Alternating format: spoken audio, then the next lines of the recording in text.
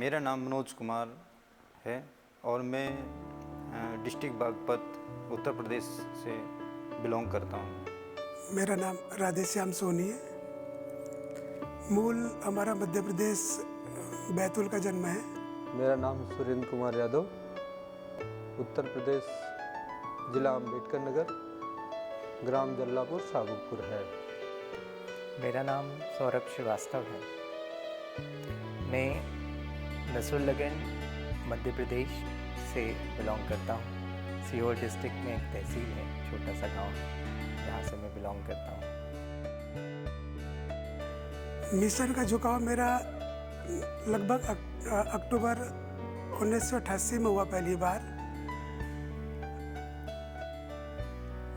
मैं वहाँ जबलपुर में जब रहता था तो वहीं पे मैं एक ग्रेजुएशन के बाद मैं एक प्राइवेट फैक्ट्री में जॉब कर रहा था। जॉब करने के दौरान ही थोड़ा सा दिक्कत ही होती थी कि काफ़ी दूर था घर से जॉब करने जाना होता था। आने जाने में बहुत टाइम लग जाता था, काम भी बहुत लंबा हो जाता था। तब हमारे एक भाई साहब है जो ट्रस्टी भी है पातागढ़ शक्तिपीठ में, उनकी ओर से एक जानकारी दी कि यहाँ स्कूल चलता है पातागढ़ शक्तिपीठ में, आपका मन हो तो बोले आप यहाँ आइए और स्कूल में टीचरशिप का कार्य करिए। चूँकि मैं ग्रेजुएशन कर चुका था, मुझे पीजी करना था, तो मुझे लगा कि मैं इसके साथ पीजी के साथ साथ वहाँ स्कूल में पढ़ा भी सकता हूँ और साथ ही आगे की मैं पीसीएस वगैरह की तैयारी कर सकता हूँ। तो इसी भाव से मैं 1988 में पहली बार मिशन में जुड़ा। मेरा जन्म एक गायत्री परिवार में ही हुआ। माता पिता 1980 में होशंगाबाद शक्तिपीठ की प्राण प्रतिष्ठा के समय जब गुरुदेव होशंगाबाद पहुँचे, तभी से वो जुड़ गए थे और उसी के बाद से हमारे यहाँ गायत्री मंत्र का जप और नित्य शाम को गायत्री माता की आरती होती थी, जिसमें सारे बच्चों को आना कंपलसरी था। और इसी माध्यम से मिशन से जुड़ना हुआ। मिशन की पत्रिकाएं रेगुलर हमारे यहाँ आती थी। मेरे नाना जी के पिताजी अखंड ज्योति पढ़ते थे, तो इससे ये पता चलता है कि बचपन से ही वो गुण हम में आते गए, जिससे मिशन से लगाव बढ़ता चला गया। मिशन के प्रति मेरा झुकाव 1994 इंटर फर्स्ट ईयर में हुआ। मैं जब एडमिशन लिया 11th क्लास में, तो पढ़ते समय थोड़ा सा दिक्कत हो रही थी, तो अपने दोस्त से चर्चा हुई। दोस्त का नाम संतोष प्रजापति है, तो उन्होंने कहा नहाने से पहले आप गायत्री मंत्र जप लिया करिए। तो हम नहाने के बाद 5 बार गायत्री मंत्र जप करके फिर तैयार होकर अपने स्कूल जाते थे और इस तरह से क्रम चलता रहा। और हमारे मामा श्री धीरे से मिशन से जुड़ गए और जुड़ने के बाद वो कार्य करते रहे और हमें इसके विषय में जानकारी मिशन की देते रहे और उन्हीं के माध्यम से हम मिशन के अखंड ज्योति पढ़ना शुरू किए। अखंड ज्योति के माध्यम से धीरे धीरे हम जाने। मिशन के प्रति झुकाव मेरा सन 2003 में जब मैं कक्षा 8 में पढ़ता था, तो भारतीय संस्कृति ज्ञान परीक्षा का आयोजन हमारे स्कूल में हुआ। उसमें मैंने जैसे गुरुजी के बारे में उसमें पढ़ा, मेरा इतना लगाव हुआ कि मैं उसमें मतलब दिन रात उसमें तैयारी करने में लग गया उसके एग्ज़ाम की। और मेरा जो है पूरी तहसील स्तर में फर्स्ट जो है उसमें पोजीशन पे मैं जो उसमें पास हुआ परीक्षा में। और उसके बाद मेरे मन में कुछ रहा कि मैं वहाँ गुरुजी के जो स्थल है यहाँ पे शांति कुंज यहाँ आऊँ। तो उस टाइम फिर भैया मेरे से पहले ही वहाँ पे आ चुके थे, तो फिर मैं भैया के से मिलने यहाँ शांति कुंज आया। तो मैंने यहाँ पे देखा कि जो दिनचर्या थी यहाँ की, जो साधना यहाँ पे होता था, उसमें जो है कि मेरे को बहुत ही प्रभावित किया। मुझे ऐसा लगा कि जो मेरे अंदर जो है किसी चीज़ की कमी थी, जो मुझे एनवायरनमेंट चाहिए था, वो यहाँ मेरे को मिल रहा है। तो फिर मैं घर गया घर जाके मैं थोड़ा उसमें पढ़ाई में लग गया और वहाँ मैंने फिर एक जॉब स्टार्ट कर दी, क्योंकि मेरे को जो है वित्तीय जो है अपनी कंडीशन अच्छी करनी थी। और मैं जॉब में तो चले गया, बट मेरा मन फिर भी वहाँ पे बेचैन रहा कि यार आप जो ये कर रहे हो तो ये अच्छा नहीं है। मतलब आपको फिर जो है अपना अध्यात्म का जो है मेरा झुकाव था अध्यात्म के प्रति, मैं फिर वापसी आया यहाँ पे। फिर मैंने 2005-06 में मैंने 9 दिवसीय किया। 9 दिवसीय करने के बाद मेरे को फिर अनुभूति हुई कि मैं अपना जीवन यहीं पे जो है अपना समर्पित करूं। माध्यम यदि मैं कहूँ गुरुदेव से जुड़ने का, तो पारिवारिक वातावरण रहा जिसमें कि नित्य गायत्री चालीसा और गायत्री माता की आरती जो शाम को होती थी, उसके कारण हम सब बच्चों को एक साथ वहाँ पे इकट्ठा होना होता था। सारे मोहल्ले में के परिजन आके सामूहिक रूप से अनुष्ठान का क्रम दोनों नवरात्रियों में चलता था, वो हमारे घर के एक हॉल में होता था। एक छोटा सा ज्ञान मंदिर स्थापित था जिसमें कि अखंड ज्योति आती थी, जिसमें हम कहानियाँ पढ़ते थे। और मेनली धीरे धीरे कहानियाँ पढ़ते हुए लेख पढ़ने का मन किया। लेख पढ़ते हुए 1986 की मुझे एक घटना याद आती है, जब हमारे परिवार के सारे सदस्य शांति कुंज जाने के लिए तैयार थे। पहले जो रेलवे टिकट बनते थे वो कार्डबोर्ड के टाइप के बनते थे, वो मैंने छुपा दिए ताकि वो मुझे भी लेके आए। लेकिन वो उस समय तो मैं नहीं आ पाया। पहली बार जब शांति कुंज का संदेश जो मैं कहता हूँ मेरे अंदर उतरा, वो 1993 अश्वमेध यज्ञ भोपाल, जब माताजी भोपाल अश्वमेध यज्ञ में आई। मैंने इससे पहले कभी इतने भव्य आयोजन देखे नहीं थे, ऐसा कोई यज्ञ नहीं देखा था, इतनी भीड़ नहीं देखी थी, हज़ारों लाखों की संख्या में लोग, जम्बूरी मैदान का वो दृश्य। शाम को 7 बजे दीप यज्ञ के समय जब माताजी पहली बार मंच पे पहुंची और साथ में श्रद्धा जीजी थी, तो मैं अपनी मम्मी से पूछता हूँ कि क्या ये इनकी बहन है? मम्मी बोलती नहीं, ये इनकी बेटी है। बस वही दृश्य मुझे याद आता है। और उस अश्वमेध यज्ञ में जय महाकाल के वो नारे जो हज़ारों लोग एक साथ तालियां बजा के गाते थे, वो दृश्य मुझे आंखों के सामने झूल जाता है। और मुझे लगता है कि माताजी ने ही मुझे इस मिशन से उस समय जोड़ दिया। परम पूज्य गुरुदेव और मिशन से जुड़ने का मेरा माध्यम गायत्री शक्तिपीठ रहा। शक्तिपीठ में जैसे मैंने आपको पहले बताया कि मैं वहाँ पे मैंने टीचिंग की स्टार्टिंग की मैं वहाँ पे, और टीचिंग का स्टार्टिंग का भी मेरा उद्देश्य था, मेरा अपना स्वार्थी था कहना चाहिए, कि मैं अपने पीजी कर लूँ, पीसीएस का एग्ज़ाम दे लूँ बाद में और अपने एजुकेशन से मैं जुड़ा रहूँ। लेकिन जब मैं शक्तिपीठ गया, शक्तिपीठ में मैंने टीचिंग का कार्य शुरू किया। फिर मैंने जब पहली बार मिशन को देखा मैंने, तो मुझे थोड़ा सा कुछ विशेष लगा।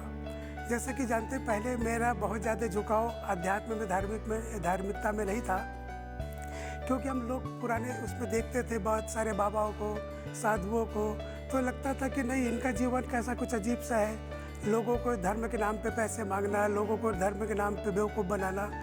तो उस दृष्टि से मुझे यहाँ कुछ अलग लगा। तब मुझे वहाँ जो भाई साहब थे हमारे, उन्होंने मुझे सबसे पहले वसीयत विरासत किताब पढ़ने को दी, और उसमें मैंने बहुत धीरे धीरे करके गुरुदेव को समझने की कोशिश की। बहुत कुछ मैं गुरुदेव को समझ पाया और गुरुदेव को मैं जान पाया कि गुरुदेव क्या है। हमारा माध्यम गायत्री मंच जप रहा। इस माध्यम से हम परम पूज्य गुरुदेव माँ गायत्री से जुड़े।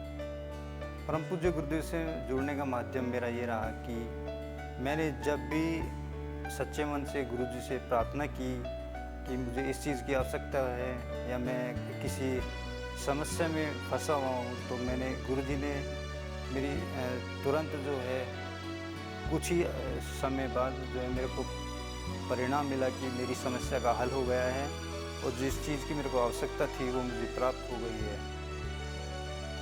शांति कुंज में आना तो पहली बार जून 1997 में हुआ। हम लोग भोपाल से बाय कार यहाँ पहुँचे थे और मुझे अच्छे से याद है कि हम बीच में तपोभूमि मथुरा रुकते हुए आए थे। तो तभी मथुरा, आवलखेड़ा और शांतिकुंज तीनों एक ही ट्रिप में हम लोगों ने कवर किए थे। ये मेरा पहला क्षण था जब शांतिकुंज में पहली बार आया। गेट नंबर 2 से जैसे ही प्रवेश किया तो ऐसा लगा जैसे कि मैं एक दिव्य क्षेत्र में आ गया हूँ। जितना मैंने सुना था उससे 1000 गुना मुझे अनुभव हुआ।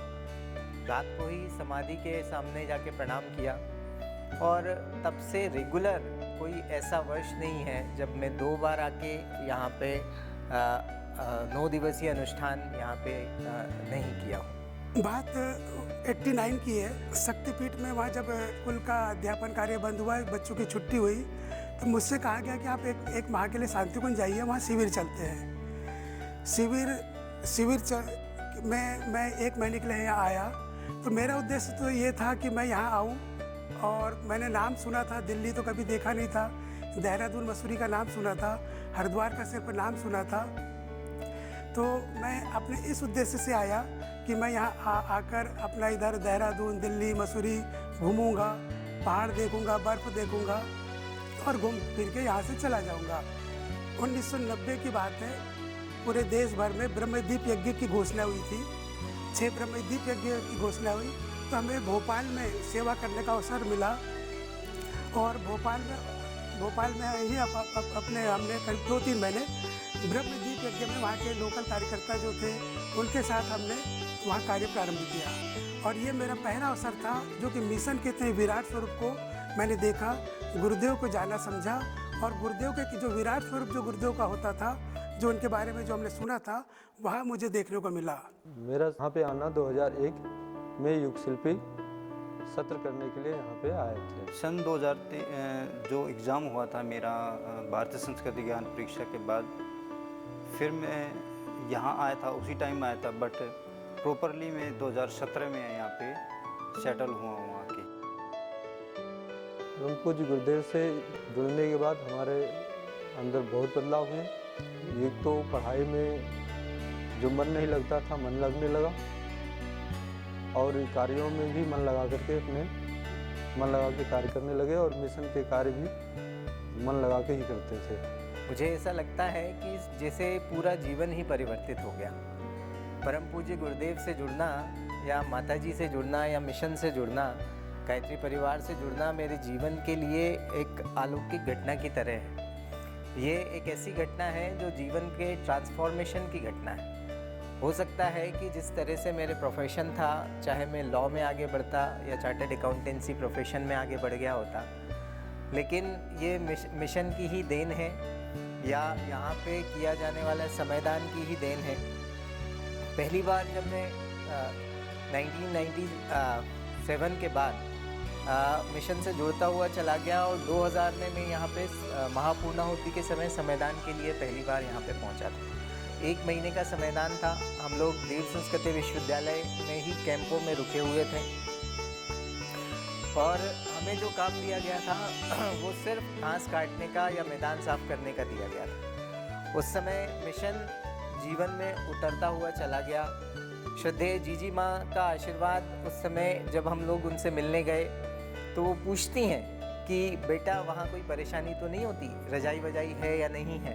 इतनी आत्मीयता, इतना प्यार हमें पहली बार महसूस हुआ, और वही मेरे जुड़ने का एक कारण बना।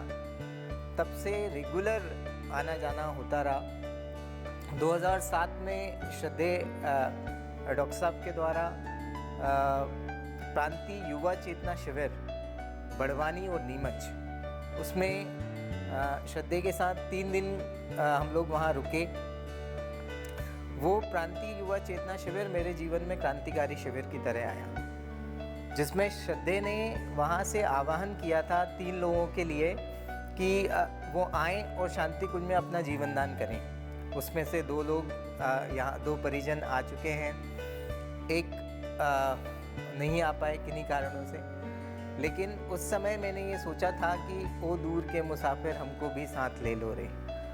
और एक जो वाक्य उस समय श्रद्धेय ने कहा कि मिशन को अपना कैरियर चुने, बस वो कहीं अंतःकरण में बैठ गया। और तब से ही ये लगने लगा कि ये मिशन ही हमारा कैरियर है और इसीलिए देव संस्कृति विश्वविद्यालय को चुना।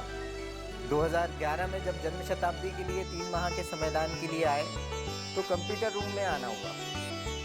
तब ब्रह्म कमल पब्लिश होने वाली थी और उसके लिए दिन रात एक टीम लगी हुई थी। श्रद्धे का आना बार बार वहाँ होता था, उनसे संपर्क, राजकुमार वैष्णव जी से संपर्क, सौरभ मिश्रा जी से संपर्क, ऐसे कर्मठ जीवनदानी कार्यकर्ताओं से संपर्क में आने के बाद ऐसा लगा कि जैसे बस अब अपना पूरा जीवन ही इस मिशन को दे देना चाहिए। 2011 का वो संकल्प और जैसे ही कार्यक्रम ख़त्म हुआ विदिन 20 डेज़ में सब कुछ रैप अप करके इंदौर से घर गया, घर पे रुक के वापस आया।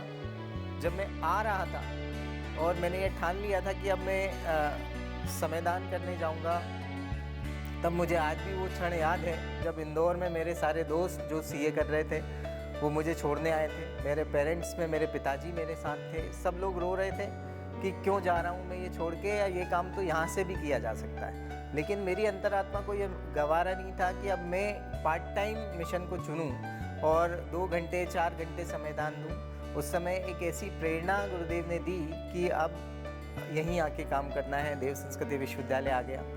तब से आज तक 10 साल कैसे गुजर गए पता ही नहीं चला। मिशन से जुड़ने के बाद जो बदलाव की बात है तो निश्चित ही कहते हैं ना कि साधु संत जो होते हैं, महात्मा जो गुरु होते हैं, वो चमत्कार करते हैं। लेकिन मैंने गुरुदेव अपने जीवन में देखा तो वास्तव में चमत्कार हुआ, लेकिन गुरुदेव का जैसा स्वरूप था, गुरुदेव ने कभी हर चीज़ को चमत्कार के रूप में नहीं बताया।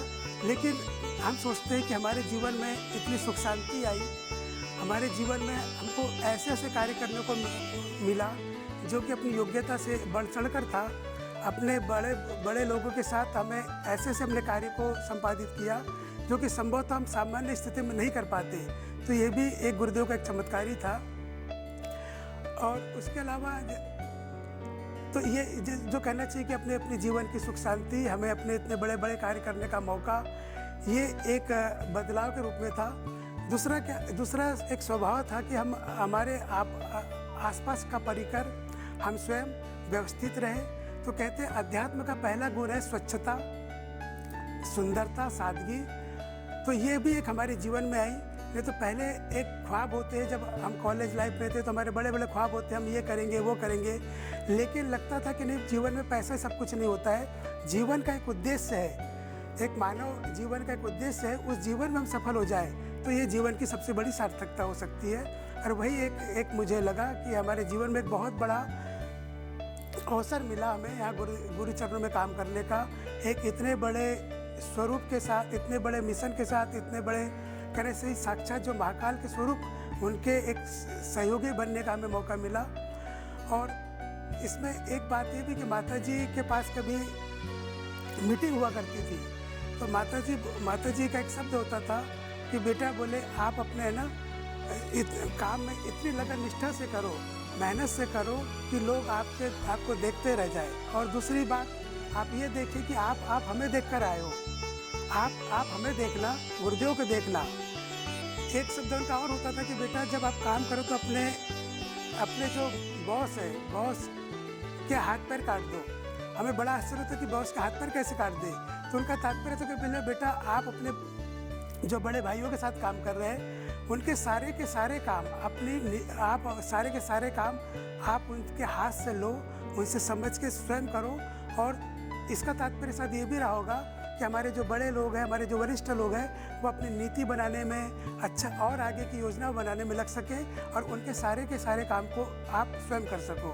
तो एक मैं देखता था कि एक हमारे अंदर ये आया कि काम के प्रति समर्पण की हमारे अंदर भाव आए।